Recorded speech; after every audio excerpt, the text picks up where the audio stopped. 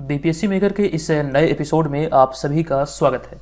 आज के इस वीडियो में 1 दिसंबर 2022 से संबंधित बिहार करंट अफेयर्स और साथ ही राष्ट्रीय और अंतर्राष्ट्रीय घटनाओं से करंट अफेयर्स के जितने भी प्रश्न बनेंगे, संबंधित सारी जानकारी आप सभी छात्रों को विस्तार पूर्वक दिया जाएगा। जितने भी छात्र इस श्रृंखला के साथ पहली बार जुड़े हैं, आप सभी को बता दूं, इस श्रृंखला के सारे वीडियो पीडीएफ नोट्स आपके बिहार के सभी प्रतियोगी परीक्षाओं के दृष्टिकोण से समान रूप से उपयोगी है। तो निसंदेह यहां से आपकी तैयारी बेहतर होगी। देखिए, जनवरी 2022 से अक्टूबर 2022 तक का मंथली नोट्स आपको प्रोवाइड किया जा चुका है। ऐसे में अभी नवंबर माह समाप्त हुआ है, तो नवंबर 2022 वाला भी ये जल्द ही यहाँ पर अपडेट हो जाएगा। आप लोग लिंक जो डिस्क्रिप्शन में दिया गया, आप वहाँ पर जाकर के इस पीडीएफ फाइल को डाउनलोड कर सकते हैं। साथ ही साथ तमाम मटेरियल वो आपको बीपीएससी मेकर ऐप पर मिल जाएगा। बीपीएससी मेकर ऐप को आप डायरेक्टली प्ले स्टोर पर सर्च करके डाउनलोड कर सकते हैं। तो यहाँ से आप इस बात का ध्यान रखेंगे कि बीपीएससी मेकर के जितने भी स्टडी मटेरियल और नोट्स वगैरह होते हैं, वो सभी आपको बीपीएससी मेकर ऐप पर मिल जाएगा। करंट अफेयर्स कोर्स की जानकारी यहाँ पर दी गई है। अभी रिसेंटली बिहार में जितने भी एग्जाम हुए हैं, हमारे नोट से लगभग सारे प्रश्न एग्जाम में बने हैं। यहाँ पर ऊपर आई बटन पे एक मैं लिंक दे रहा हूँ, आप इस लिंक पर क्लिक करके देखिएगा। मैंने प्रूफ दिया है किस क्लास में किस प्रश्न संख्या में मैंने आपको बताया है, वही सारे प्रश्न आपके एग्जाम में पूछे गए हैं। आप इस वीडियो को जरूर देखिएगा। इस वीडियो को देखने से आपका कॉन्फिडेंस बिल्ड होगा। इससे आपको भी लगेगा कि अगर हम बीपीएससी मेकर के माध्यम से तैयारी कर रहे हैं तो यहाँ से एग्जाम में प्रश्न बनते हैं। तो आप लोग इस वीडियो को जरूर देखिएगा। अब यहाँ पर हम आ चुके हैं पिछले वीडियो के प्रश्न पे। ये प्रश्न आपसे पिछले वीडियो में पूछा गया था। ये प्रश्न था कि संगीत नाटक अकादमी अवार्ड के लिए हाल ही में बिहार के कितने कलाकारों का चयन किया गया है। बहुत इंपॉर्टेंट प्रश्न है। इसकी जानकारी देते हुए मैंने आपको बताया था, इसका राइट आंसर होगा ऑप्शन नंबर सी, यानी कि 13 कलाकारों को अभी हाल ही में बिहार से जो चुना गया है संगीत नाटक अकादमी अवार्ड के लिए। कुल मिला के हम बात करें पूरे भारत की, तो ये सारी जानकारी हमने आपको प्रीवियस वीडियो में दिया है। आप वहां पर जाकर के मतलब कर सकते हैं, एक प्रकार से चेन बना के अगर वीडियो को रिवाइज करेंगे, आप पढ़ेंगे तो निसंदेह आपको बहुत हेल्प मिलेगी। यहाँ पर देखिए, इन 13 कलाकारों में बिहार की जो मैथिली ठाकुर है लोकगीत गायक, वो भी इसमें शामिल है। और ऐसे में मैथिली ठाकुर से संबंधित एक प्रश्न ये भी बना है कि हाल ही में अगले 1 वर्ष के लिए बिहार खादी के ब्रांड एम्बेसडर बनाई गई है मैथिली ठाकुर। इससे पहले बिहार खादी के ब्रांड एम्बेसडर थे मनोज तिवारी। ये प्रश्न आपके बीपीएससी एग्जाम में पूछा गया प्रश्न है, इस बार जो एग्जाम आयोजित हुआ था। इससे पहले जो बिहार खादी के ब्रांड एम्बेसडर थे वे कौन थे? तो वे थे गोपालगंज के पंकज त्रिपाठी। तो ये सारी बातों को यहाँ से आपको इस प्रकार से याद रखना है। इसके माध्यम से आपकी तैयारी बेहतर होगी। ये हमारी पूरी जिम्मेदारी है कि आपके बिहार से संबंधित प्रतियोगी परीक्षाओं के लिए नोट्स आपको बेहतर क्वालिटी का प्रदान करना। तो निसंदेह यहाँ से आपकी तैयारी बेहतर होगी। बस आप लोग श्रृंखला के साथ रेगुलर बने रहें। देखिए, बीपीएससी मेकर ऐप पर जो 68वीं वाला कोर्स लॉन्च हुआ है, इसके तहत ये तमाम मटेरियल अपडेट किए जा चुके हैं। जितने भी छात्र घर बैठे रहकर बीपीएससी एग्जाम की तैयारी में लगे हैं, इस कोर्स को आप लोग जरूर ज्वाइन कीजिएगा। और इस कोर्स के तहत टेस्ट सीरीज की श्रृंखला आज से स्टार्ट हो रही है, यानी कि 1 दिसंबर 2022 से इसकी शुरुआत हो रही है। ये आपको यहाँ से ध्यान रखना है। 1 दिसंबर 2022 से इसकी शुरुआत हो रही है और ये 62 दिनों का 62 टेस्ट का एक टेस्ट सीरीज प्लान है, जिसमें कि आपका 50 फुल लेंथ टेस्ट शामिल है और 12 करंट अफेयर्स का सेक्शनल टेस्ट शामिल है। तो कुल मिला के 62 टेस्ट यहाँ पर आपका होने वाला है 62 दिनों में। तो आप लोग चाहें तो इस टेस्ट सीरीज को ज्वाइन कर सकते हैं। ये अभी आपके पास एक सुनहरा अवसर है, क्योंकि जो 68वीं वाला आपका एग्जाम प्रस्तावित है, ये 12 फरवरी 2023 को प्रस्तावित है। तो अगर आप अभी ज्वाइन करेंगे तो आपकी तैयारी का सही तरीके से आकलन होगा। आप ये जान पाएंगे कि आगामी एग्जाम को देखते हुए आपकी तैयारी किस आधार पर है, आपका सिलेक्शन होगा या फिर नहीं होगा। ये सारी बातें अपने आप में भी इस टेस्ट सीरीज के माध्यम से अपना आकलन आप कर सकते हैं। चलिए, यहाँ पर इस कोर्स के बारे में डिटेल जानकारी दी गई है। यहाँ पर इसमें क्या क्या चीज़ें मिलने वाली है, बहुत बार मैंने बताया है। आज मैं इसे स्किप करते हुए चलते हैं हम लोग अगले प्रश्न पे। तो यहाँ पर आज की इस वीडियो का हमारा पहला प्रश्न है कि हाल ही में बिहार के किस जिले की Lakshmi Jha Everest base camp तक पहुंचने वाली बिहार की पहली महिला बनी है। देखिए, इस प्रश्न को आपको बिहार करंट अफेयर्स के अंतर्गत इंपॉर्टेंट प्रश्नों की श्रेणी में रखना है। आपको याद होगा पिछले वर्ष जिस भी प्रश्न मैंने स्टार मार्क आपको दिया था, वही सारे प्रश्न आपके एग्जाम में अक्सर बने हैं। ये चीज़ें यहाँ से ध्यान रखिएगा। जिस भी प्रश्न को मैं स्टार मार्क दे रहा हूँ, आप उसे स्पेशल ट्रीट करेंगे और नई वाले जो कॉपी आपने तैयार किया वहाँ पर जरूर इसे नोट करेंगे। तो देखिए, इस प्रश्न का जो हमारा राइट आंसर होगा, लक्ष्मी झा बिहार के किस जिले की रहने वाली है। राइट आंसर होगा ऑप्शन नंबर ए, यानी कि सहरसा। अब यहाँ पर इनसे संबंधित कई सारी जानकारी है, जैसे कि बिहार के सहरसा जिले के बनगांव की रहने वाली लक्ष्मी झा ने एक नया कीर्तिमान स्थापित कर बिहार का नाम रोशन किया है। दरअसल उन्होंने मात्र 9 दिनों के अंदर नेपाल स्थित माउंट एवरेस्ट बेस कैंप और नेपाल के काला पत्थर पर तिरंगा लहराया है। तो ऐसे में आपको यहाँ से ध्यान रखना है, इनके बारे में पूछा जा सकता है, इनका नाम क्या है और ये बिहार के किस जिले की रहने वाली है। और इस प्रकार इस उपलब्धि के बाद देखें तो इस प्रकार Lakshmi Jha Everest base camp तक पहुंचने वाली बिहार की पहली बेटी बनी है। तो यहाँ से प्रश्न बनना आपके एग्जाम में स्वाभाविक है, खास करके बिहार से संबंधित प्रतियोगी परीक्षाओं में निश्चित तौर पर मुझे लगता है कि यहाँ से प्रश्न बनेंगे। और यहाँ पर अगला पॉइंट है कि एवरेस्ट पर चढ़ने की तैयारी के लिए उन्होंने उत्तराखंड के पर्वतारोही नेहरू इंस्टीट्यूट में नामांकन करवाया था। तो यहाँ से भी चीजें ध्यान रखना है। और अगला पॉइंट है कि हालांकि मौजूदा समय में वे पटना सचिवालय में 2019 से सहायक कर्मचारी है। तो इनसे संबंधित ये सारी बातों को ध्यान रखना है। चलते हम यहाँ पर अगले दूसरे प्रश्न पे। ये प्रश्न है कि निम्नलिखित में से किस राजनीतिक दल ने हाल ही में 28 नवंबर 2022 को अपना 22वां स्थापना दिवस मनाया गया है। तो इस प्रश्न का हमारा राइट आंसर होगा लोजपा अर्थात लोक जनशक्ति पार्टी। तो ऐसे में ऑप्शन नंबर डी यहाँ पर इस प्रश्न का राइट आंसर होगा। अब यहाँ पर आपको जानकारी दे दूं कि लोक जनशक्ति पार्टी बिहार की एक प्रमुख राजनीतिक दल है या फिर राजनीतिक पार्टी है। 28 नवंबर सन 2000 में रामविलास पासवान ने इस पार्टी की नींव रखी थी, यानी कि जो इसकी स्थापना हुई थी ये रामविलास पासवान के द्वारा 28 नवंबर वर्ष 2000 में इसकी स्थापना की गई थी। और इसी दिशा में इस वर्ष 28 नवंबर 2022 को इसका 22वां स्थापना दिवस मनाया गया। 2022 में इसका 22वां स्थापना दिवस मनाया गया है। हम यहाँ पर लोजपा की बात करें तो लोजपा के संस्थापक व पूर्व केंद्रीय मंत्री रामविलास पासवान को वर्ष 2021 में मरणोपरांत लोक मामले में उत्कृष्ट कार्य के लिए पद्म भूषण अवार्ड से सम्मानित किया गया था। पद्म भूषण जो अवार्ड है ये भारत का तीसरा यानी कि थर्ड सर्वोच्च नागरिक सम्मान है। ये यहाँ से आपको ध्यान रखना है। मरणोपरांत वर्ष 2021 में लोक मामले में उत्कृष्ट कार्य करने के लिए ये अवार्ड से इन्हें सम्मानित किया गया था। ये बहुत इंपॉर्टेंट है। रामविलास पासवान से कई बार आप बीपीएससी प्रीवियस ईयर का प्रश्न पत्र को देखेंगे तो कई बार यहाँ से प्रश्न बने हैं। ये चीजें यहाँ से आपको ध्यान रखना है। और हम अगले पॉइंट की बात करें तो हमारा अगला पॉइंट है यह पुरस्कार यानी कि पद्म भूषण पुरस्कार की यहाँ पर बात की गई है। यह पुरस्कार 1954 से प्रदान किए जा रहे हैं, जो कि भारत का तीसरा सर्वोच्च नागरिक पुरस्कार है। अब देखिए यहाँ पर 1954 ईस्वी की बात हुई है, तो ऐसे में 1954 के बारे में मैंने आपको कई बार बतलाया है कि 1954 में ही भारत और चीन के मध्य पंचशील समझौता हुआ था। और उस समय यानी कि तत्कालीन प्रधानमंत्री थे भारत के पंडित जवाहरलाल नेहरू और चीन के जो उनके समकक्ष थे वे थे चाउ एन लाई। तो ये आपको यहाँ से ध्यान रखना है कि भारत और चीन के मध्य 1954 में पंचशील समझौता हुआ था। ये प्रश्न आपके बीपीएससी एग्जाम में पूछा हुआ प्रश्न है। नेक्स्ट होगा हमारा तीसरा प्रश्न। ये प्रश्न है कि ऑर्मैक्स स्टार्स इंडिया के द्वारा अक्टूबर 2022 के लिए जारी मोस्ट पॉपुलर फीमेल स्टार्स की सूची में पहले स्थान पर कौन है। आई थिंक आप इस तस्वीर को देखकर समझ चुके हैं। इसका राइट आंसर होगा option number C Samantha Ruth Prabhu, यानी कि ऑप्शन नंबर सी यहाँ पर इस प्रश्न का राइट आंसर है। ऐसे में इसमें हमारा पहला पॉइंट है कि हर महीने ऑर्मैक्स देश की 10 सबसे पॉपुलर फीमेल स्टार्स की लिस्ट जारी करता है। तो इसके आधार पर हम बात करें वर्ष 2022 अक्टूबर महीने के लिए जो सूची जारी हुई है, इसमें आपको यहाँ पर ध्यान रखना है। ये पूरी की पूरी सूची हमने टॉप 10 की यहाँ पर शामिल किया है। आप देख सकते हैं कि पहले स्थान पर है समंथा रुथ प्रभु, दूसरे स्थान पर है आलिया भट्ट, तीसरे स्थान पर नयनतारा, चौथे स्थान पर काजल अग्रवाल। ये सारे यहाँ पर तस्वीर के साथ आप यहाँ पर देख सकते हैं। पहले दूसरे से लेकर के 10वें तक यहाँ पर इसका पूरी की पूरी एकदम से लिस्ट दी गई है। आप लोग चाहें तो स्क्रीनशॉट ले सकते हैं, हो सकता है यहाँ से एग्जाम में प्रश्न बने। चलिए अब यहाँ पर हम चलेंगे अगले प्रश्न पे। अगला होगा हमारा चौथा प्रश्न। ये प्रश्न है कि हाल ही में कितने विद्यालयों को वर्ष 2021-22 के लिए स्वच्छ विद्यालय पुरस्कार से सम्मानित किया गया है। इंपॉर्टेंट प्रश्न है, इसे भी आप एक इंपॉर्टेंट प्रश्नों की श्रेणी में रखेंगे। इस प्रश्न का हमारा राइट आंसर होगा पूरे भारत से कितने विद्यालयों का चयन किया गया। तो ऐसे में ऑप्शन नंबर ए यानी कि 39 विद्यालयों को स्वच्छ विद्यालय पुरस्कार से सम्मानित किया गया है। ऑप्शन नंबर ए यहाँ पर इस प्रश्न का राइट आंसर होगा। इसके एक्सप्लेनेशन में हमारा पहला पॉइंट है कि शिक्षा मंत्रालय की रिपोर्ट के अनुसार देश भर के 39 स्कूलों को वर्ष 2021-22 के लिए स्वच्छ विद्यालय पुरस्कार से सम्मानित किया गया है। ये यहाँ से ध्यान रखें। अब इनसे संबंधित कई सारे फैक्ट हैं, जैसे कि इन 39 विद्यालयों में 17 प्राथमिक और 22 माध्यमिक और उच्च माध्यमिक विद्यालय शामिल है। ये यहाँ से नोट कीजिएगा। हमारा अगला पॉइंट है कि कुल 8.23 लाख प्रविष्टियों में से ये स्कूल चुने गए हैं। पूरे भारत के इतने मतलब कर सकते हैं स्कूलों का रजिस्ट्रेशन हुआ था, जिसके बाद मात्र 39 स्कूलों को इसमें चुना गया है। और यहाँ पर आपको ये ध्यान रखना है कि इसमें प्राइवेट सेक्टर के और गवर्नमेंट सेक्टर दोनों स्कूलों की प्रविष्टि हुई थी, जिसके बाद केवल और केवल 39 स्कूलों को चुना गया है इस स्वच्छ विद्यालय पुरस्कार बिहार के लिए वर्ष 2021-22 के लिए। इसमें हमारा अगला पॉइंट है कि इसमें 28 सरकारी और 11 निजी स्कूल शामिल है इन 39 स्कूलों में से। ये यहाँ से आपको ध्यान रखना है।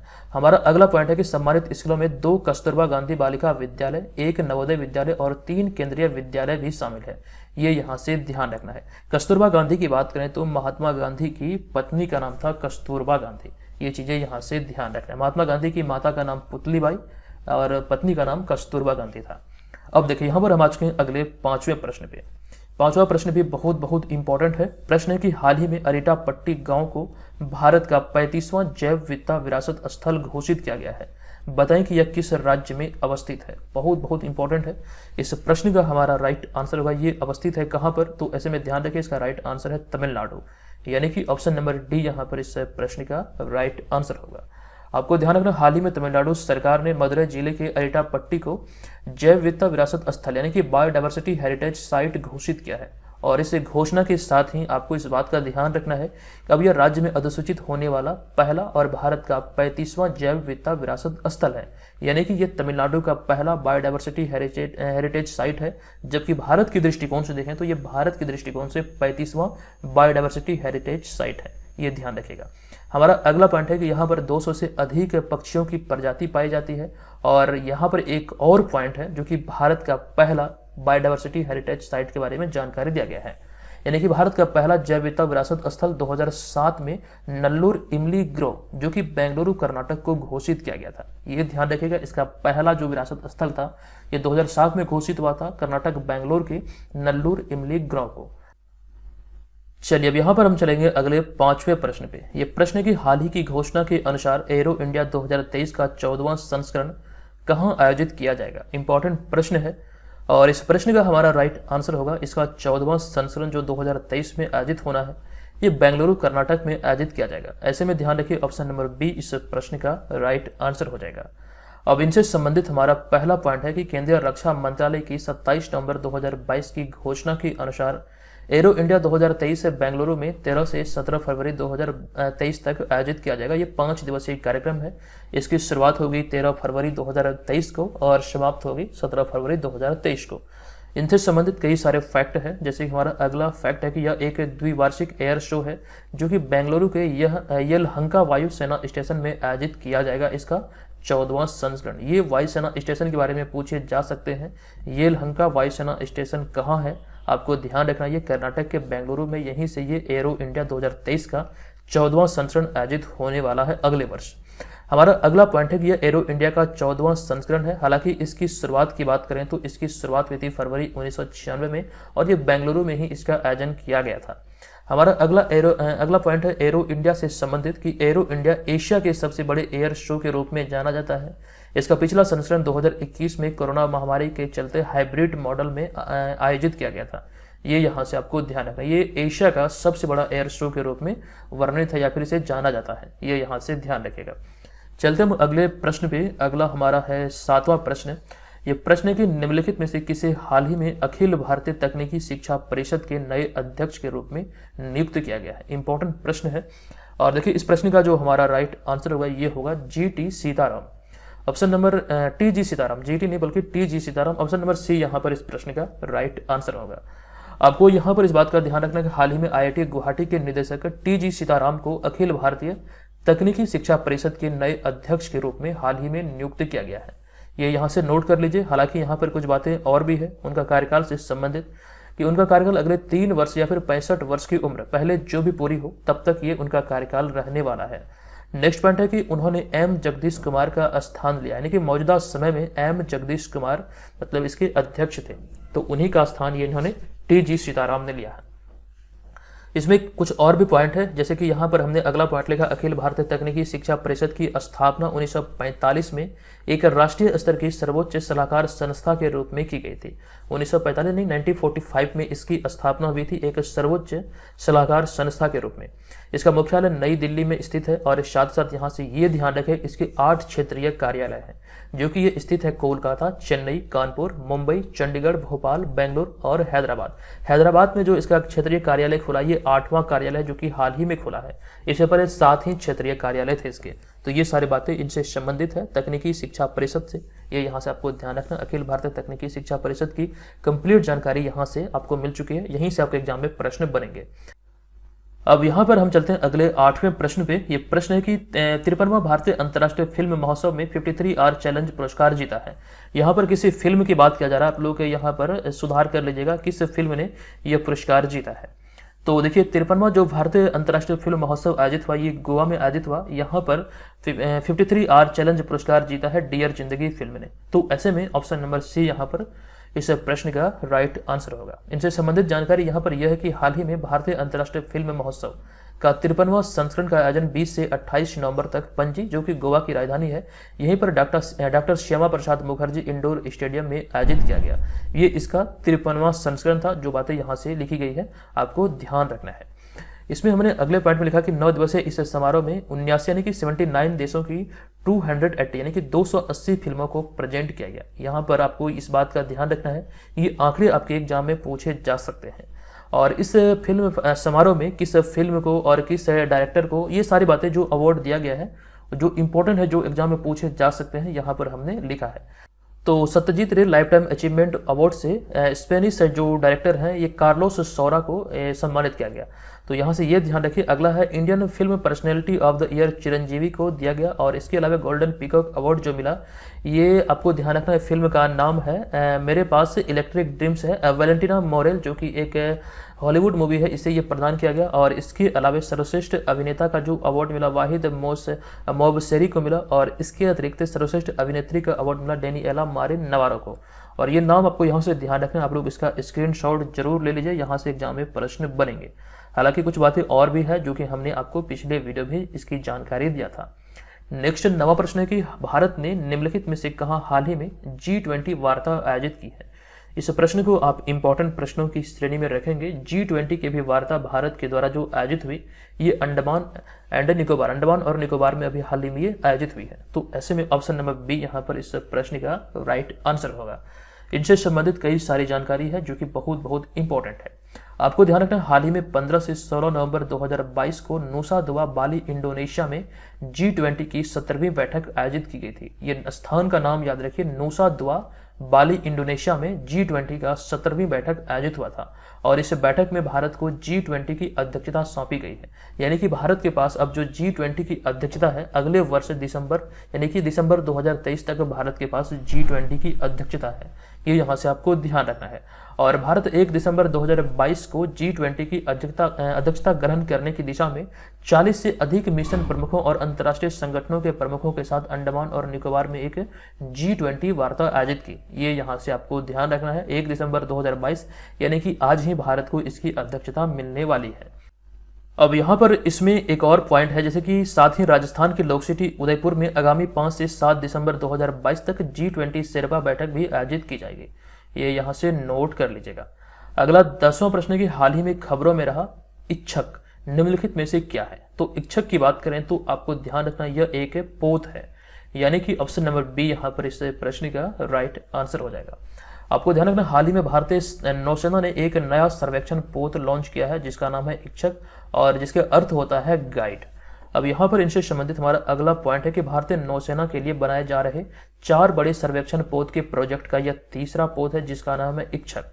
नेक्स्ट पॉइंट है कि जिसे कट्टपल्ली चेन्नई से लॉन्च किया गया है। ये यहाँ से आपको ध्यान रखना, कट्टुपल्ली चेन्नई से अभी हाल ही में से लॉन्च किया गया।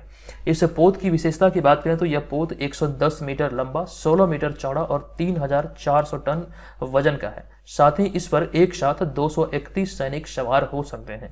ये इसकी कुछ विशेषता है जो कि एग्जाम में यहाँ से प्रश्न बन सकते हैं। अगला 11वां प्रश्न है कि हाल ही में भारत ऑस्ट्रेलिया युद्ध अभ्यास ऑस्ट्रा हिंद 2022 कहाँ आयोजित किया गया है। इसका राइट आंसर होगा ऑप्शन नंबर डी, यानी कि राजस्थान में महाजन फील्ड फायरिंग रेंज में इसका भी हाल ही में आयोजन किया गया। इनसे संबंधित हमारा अगला पॉइंट है, यानी कि पहला पॉइंट है कि भारत ऑस्ट्रेलिया की सेनाओं के बीच संयुक्त सैन्य अभ्यास ऑस्ट्रा हिंद 22 का आयोजन हाल ही में राजस्थान में महाजन फील्ड फायरिंग रेंज में किया गया। इस अभ्यास का उद्देश्य दोनों देशों के सेनाओं के संबंधों को सकारात्मक रूप देना और एक साथ काम करने की क्षमता को बढ़ावा देना ही इसका मूल उद्देश्य है, जिसको लेकर के अभी हाल ही में इसका आयोजन किया गया। रक्षा मंत्रालय के अनुसार दोनों देशों के मध्य अस्त्र हिंद के तहत यह पहला अभ्यास है। अस्त्र हिंद के तहत रक्षा मंत्रालय की नवीनतम रिपोर्ट के आधार पर यह पहला अभ्यास है, तो इस प्रकार से यहाँ पर इसको भी ध्यान रखना है। ये पहला संस्करण है, तो हो सकता है यहाँ से एग्जाम में प्रश्न बने। नेक्स्ट पॉइंट है कि 2 अप्रैल 2022 को भारत ऑस्ट्रेलिया आर्थिक सहयोग और व्यापार समझौते पर हस्ताक्षर किया गया था। 2 अप्रैल 2022 को आर्थिक सहयोग और व्यापार समझौते पर हस्ताक्षर किया गया था 2 अप्रैल 2022 को। इसकी जानकारी हमने आपको विस्तार पूर्वक इसी श्रृंखला के अंतर्गत दिया था। अब नेक्स्ट है हमारा यहाँ पर 12वां प्रश्न है कि निम्नलिखित में से किस शहर ने हाल ही में CDP की जलवायु कार्यवाही सूची में शीर्ष स्थान पर रहने वाला पहला दक्षिण एशियाई शहर बना है? तो इसका राइट आंसर हो जाएगा ऑप्शन नंबर ए, यानी कि मुंबई इसका सही आंसर होगा। ये चीजें यहाँ से आपको ध्यान रखना है। और जो बातें मैंने आपको 68वीं BPSC के बारे में बतलाया था, जो लोग भी इस कोर्स को ज्वाइन करना चाहते हैं जरूर ज्वाइन कर लीजिए। यहाँ पर आप जानकारी देख सकते हैं। और साथ ही साथ टेस्ट सीरीज के बारे में जो जानकारी मैंने आपको दिया था, आज से इसकी शुरुआत हो रही है। और टेस्ट सीरीज का जो टाइमिंग होगा ये आपको ध्यान रखना है। इसकी जानकारी थोड़ी देर में आपको दी जाएगी एक नेक्स्ट वीडियो के माध्यम से, ठीक है। तो आप लोग से चाहें तो ज्वाइन कर सकते हैं। अब यहाँ पर हम आ चुके हैं आज के इस वीडियो के प्रश्न पे। प्रश्न है कि हाल ही में बिहार के मुख्यमंत्री श्री नीतीश कुमार ने किस जिले में गंगा जल आपूर्ति योजना की शुरुआत की है? संबंधित सारी जानकारी आपको दिया गया था, बताइए इसका राइट आंसर क्या होगा। तो दोस्तों आज की इस वीडियो में इतना ही, मिलेंगे नेक्स्ट वीडियो में, तब तक के लिए धन्यवाद, जय हिंद।